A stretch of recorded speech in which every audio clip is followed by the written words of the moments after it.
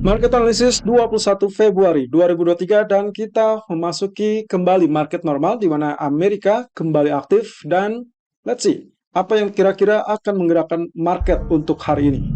Diawali dengan kegiatan atau menjelang perayaan 1 tahun serangan Rusia ke Ukraina. Oke, di sisi kiri adalah sisi Rusia yang nampaknya hanya didukung oleh China. Kemarin kita mendapatkan informasi bahwa perwakilan China, Wang Yi, sedang menguji Moskow, bahkan sudah mencapai atau sudah berada di Moskow. Ya, Wang Yi bertemu dengan Menteri Pertahanan dari Rusia, yaitu Lavrov, dan kita akan lihat apakah mereka cenderung memberikan dukungan terkait dengan pidato dari Vladimir Putin atau tidak. Pidato kenegaraan tahunan dari Putin akan disampaikan hari ini 21 Februari 2023. Sementara itu, kalau kita flashback dengan apa yang terjadi tahun 2022, yaitu terkait dengan serangan Rusia ke Ukraina pertama kalinya di tanggal 24 Februari. Jadi hal ini dikaitkan juga dengan rencana serangan yang mungkin saja akan kembali terjadi. Barat bahkan mencurigai bahwa Putin mengumpulkan jet tempur di perbatasan Ukraina untuk siap-siap melakukan serangan kembali. Dan di sisi kanan, kita melihat dari Presiden Ukraina, Zelensky, yang mendapatkan kunjungan surprise ataupun kunjungan kejutan dari Presiden Amerika Joe Biden. Bahkan mantan Perdana Menteri Inggris Boris Johnson dan Liz Truss juga turut mendorong kepada Perdana Menteri Inggris yang baru, Rishi Sunak, untuk segera mengirimkan jet tempurnya ke Ukraina. Hal ini guna mendukung terkait dengan pasukan yang ada di Ukraina untuk melakukan perlawanan atau bahkan berbalik menyerang.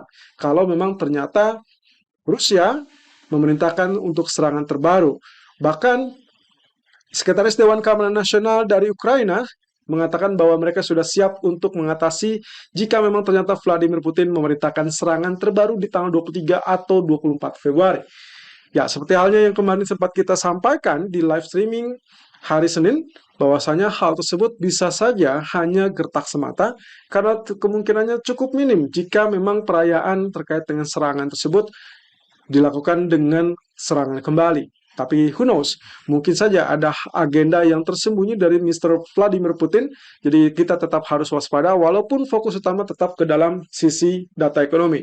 Titik utama yang harus Anda pahami adalah selama tidak terjadi kontak fisik senjata, maka kita tidak akan mendapatkan faktor geopolitik tersebut terlalu mengganggu kepada pergerakan market. Kemudian terkait dengan pidato Vladimir Putin akan dilakukan di jam 9.00 GMT atau kurang lebih di jam 16.00 waktu Indonesia bagian Barat. Pidato akan dilakukan di hadapan anggota Majelis Parlemen dan kemungkinan isinya adalah update tentang kondisi perangnya di Ukraina. Untuk kali ini, tamu undangan diperkirakan diisi atau dihadiri oleh militer dan juga kemungkinan ada tamu undangan dari negara sahabat. Apakah ini berarti spesifik kepada China? Mengingat wakil dari China, Wang Yi, sudah berada di Moskow untuk saat ini.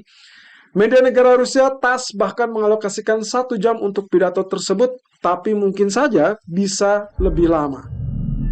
Kemudian data terbaru menunjukkan bahwa minyak Rusia mengalir ke China sampai kurang lebih di bulan kemarin. Itu adalah level tertingginya sejak invasi ke Ukraina dimulai 2022.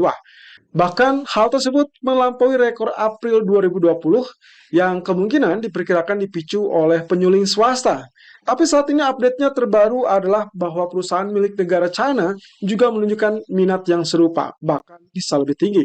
Apakah ini berarti penanda bahwa kemungkinan tingkat permintaan dari China bisa kembali muncul? Nah, sementara itu, China dan India tercatat sebagai pembeli terbesar minyak mentah Rusia karena mereka juga memperoleh harga diskon dari Rusia sebagai tanggapan atas sanksi Barat. Dari BOJ dan juga Kementerian Keuangan, mereka mengomentari pergerakan USD Japanese Yen yang kembali berada di level 134. Oke, dari Kuroda, nilai tukar forex bergerak karena berbagai faktor dan bank akan terus mengamati pergerakan pasar dan dampaknya terhadap ekonomi dengan cermat. Bahkan ditambahkan oleh Kuroda terkait dengan pertumbuhan upah kemungkinan akan meningkat seiring membaiknya ekonomi karena ketatnya pasar tenaga kerja. Di sisi lain dari pemerintah sendiri mengatakan Suzuki penting bagi forex untuk bergerak stabil sesuai fundamental. Dan Suzuki pun mengatakan bahwa pemerintah akan mengawasi ekonomi dan juga pasar dengan sikap hati-hati. BOJ menilai bahwa pertumbuhan upah ini akan menjadi langkah yang cukup serius dari pemerintah untuk menuju inflasi yang lebih berkelanjutan. Tentunya hal tersebut juga dinilai oleh pasar sekaligus menjadi isyarat itu mungkin yang dibutuhkan oleh BOJ untuk bisa menarik diri atau keluar dari kebijakan ultra longgar jika memang bisa dipenuhi. Nah, masalahnya apakah kebijakan untuk kenaikan upah tersebut bisa diwujudkan dalam waktu dekat atau tidak? Maka semuanya akan bergantung kepada Perdana Menteri Jepang, yaitu Kishida. Di sisi lain, besok kita akan mendengarkan komentar kembali dari kebijakan moneter BOJ atau tentang kebijakan moneter BOJ dari salah satu anggota Dewan BOJ, Naoki Tamura. Pidato akan dilakukan di tanggal 22 Februari jam 10.30 waktu setempat atau 01.30 GMT atau kurang lebih di jam 8.30 waktu Indonesia bagian Barat. Tamura sebetulnya adalah pendukung kuat untuk BOJ dilakukan peninjauan ulang terkait dengan kebijakan moneternya. Tamura akan menyampaikan pidato dan sekaligus press conference di Gunma besok. Dan jika memang ternyata pernyataan tersebut diulangi, maka kemungkinan kita akan dapatkan USD Japanese Yen mengalami kembali penurunan. Tentunya hal tersebut akan jauh lebih mudah untuk seorang gubernur baru, Kazuo Ueda, saat nantinya memerintah atau bahkan dilantik per April 2023. Fokus data di event hari ini akan terfokus kepada data manufaktur dan juga service PMI dari Inggris dan juga Amerika, ditambah dengan data existing home sales dari Amerika. Oke, intinya adalah aktual lebih besar dari ekspektasi, maka itu adalah good for currency, artinya pound sterling ataupun US dollar bisa mengalami penguatan jika kedua data atau kedua data untuk dua kawasan tersebut cenderung dirilis lebih baik daripada ekspektasi. Nah, tapi khusus untuk data Amerika, pasar kemungkinan diperkirakan masih membutuhkan data lemah ataupun lebih rendah dari ekspektasi, sehingga nantinya diharapkan akan membuat Fed setidaknya sedikit melunak ketimbang untuk agresif. Dan itu berarti kategorinya bad news is good news untuk market. Artinya, jika ternyata data lebih lemah, maka kemungkinan reaksi pasar adalah naik atau rebound. Oke, kita dari sisi US ratio, meskipun dia sudah dipastikan libur ya, tapi Anda bisa lihat di sini candle justru bentuk merah, tapi juga cenderung mirip dengan inverse hammer. Nah, tapi yang akan saya lihat di sini bukan inverse hammernya, melainkan dari posisi candle sebelumnya. Jadi yang kita akan perhatikan adalah candlestick yang ini. Nah, sayangnya memang kalau kita lihat posisinya candlenya adalah bearish ya. Jadi kalau misalkan seperti ini, harusnya yang akan kita dapatkan, maka kemungkinan adalah pola penurunan. Dan itu berarti kan kembali lagi dengan level di bawah 103. Nah, tapi sayangnya, kita masih harus melihat terlebih dulu, apakah itu akan menjadi indikasi yang cukup bagus atau tidak, karena di satu sisi 103.53 juga cenderung menjadi defensif untuk saat ini, setelah tentunya beberapa waktu lalu dia berhasil naik di atas level resisten tersebut. Nah, kalaupun terjadi kenaikan, maka yang harus Anda pantau atau simak baik-baik adalah level ini. Ini kurang lebih yang tercipta di area, ya ini kurang lebih di tanggal awal Februari ya. Jadi kalau misalkan lihat di sini, maka yang akan kita perhatikan di sini hanya berkisar di teritori 6 Januari 2023. Apakah akan tembus kembali level 105 atau justru tertekan di bawah 103? Semua tersebut bisa dilihat dari potensi nanti malam. Tapi saya cenderung ragu kalau memang dia bisa naik ke 105, kecuali kalau dia dipicu dengan tingkat permintaan US dollar sebagai safe haven yang dipicu oleh pidato dari Vladimir Putin. Oke, lalu kemudian kita beralih kepada grafik H4-nya. Kalau Anda perhatikan di sini, pergerakan yang relatif stabil atau tersebut dengan sideway. Jadi saya bisa bilang di sini kondisi kita sebetulnya belum beranjak terlalu jauh, tapi juga resisten yang ada di sini adalah kurang lebih level, ya di sini berarti kisaran 104.16 itu akan menjadi indikator yang sangat sempurna. Apakah bullish akan terjadi atau tidak? Di sisi lain, yang kita butuhkan untuk pola bearish itu adalah level support. Yang harus berarti ditembus adalah level 103.53. So, intinya adalah 104.16 atau bahkan 103.53. Itu adalah jarak yang cukup minim. Ya, kita sebut saja dengan sideway.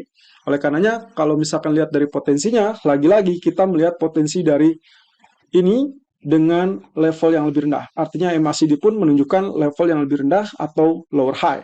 Sementara dari sisi harga justru menunjukkan level yang lebih tinggi atau higher high.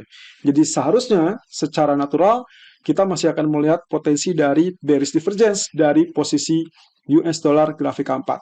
Jadi artinya ada kemungkinan kenaikan hanya sesaat lalu kemudian dia mengalami penurunan. Walaupun lagi-lagi penurunan saya rasa masih tetap berkutat dengan level 135.3. Kecuali kalau memang tekanan cukup bagus, maka kita bisa saja melihat teritori ini di 102.95 untuk target pola penurunan. Lalu kemudian kita akan beralih dengan US Treasury Yield-nya, di mana posisinya sebetulnya kalau teman-teman lihat semakin hari dia semakin naik. Kalau saya perkecil dulu, tempo hari saya masih ingat saya sempat mengatakan bahwa kemungkinan potensi dari kenaikan akan relatif tertahan dan itu betul-betul terjadi. Nah, jadi kalau misalkan lihat dari sini, sebetulnya indikasi dari rejection itu sedang terjadi, sehingga kemungkinan kalaupun dia naik, diharapkan naiknya hanya sesaat. Nah, apalagi kalau kita korelasikan dengan level yang ada di MACD. Oke, kita lihat di sini. Dia mungkin bisa dibilang seimbang ya. Jadi kalau misalkan Anda perhatikan, di sini levelnya tinggi dengan tinggi. Artinya kita anggap saja flat high gitu ya. Sementara di areal harga kecenderungannya dengan area yang sama, justru dia beranjak naik. Artinya dia kecenderungannya dengan areal yang higher high. Sementara ini kecenderungannya relatif sama. Jadi lagi-lagi kita akan menemukan terkait dengan bearish divergence bisa saja mengontrol atau mengambil kendali terkait dengan pola penurunan dari US Treasury Yield. Dan itu berarti pula kemungkinan kita akan mengharapkan potensi penurunan sampai at least nggak terlalu jauh, kemungkinan 3,795 saya rasa itu cukup wajar. Dan tentunya kalau misalkan dia berhasil tembus turun, maka yang akan kita kejar adalah level berikutnya di sini. Ini adalah level 3,714. Lumayan ya, dari 3795 ke 3714. Oke, berarti dengan demikian yang harus kita tinjau adalah bagaimana bentuk candle hariannya atau daily-nya. Nah, ternyata daily-nya juga hal seperti ini. Nah, sebetulnya dari potensi kemarin setelah dia tembus di sini, kemudian dia mentok di areal ini, maka kita juga tetap melihat sebagai potensi rejection, sehingga nantinya bisa diharapkan ini adalah isyarat untuk terjadi penurunan. Jadi candlestick kemarin saya abaikan, lalu kemudian saya lebih lihat kepada shooting star yang terjadi di hari Jumat yang lalu. Karena kemarin otomatis kita melihatnya hanya sesaat, ya dikarenakan market Amerika juga libur.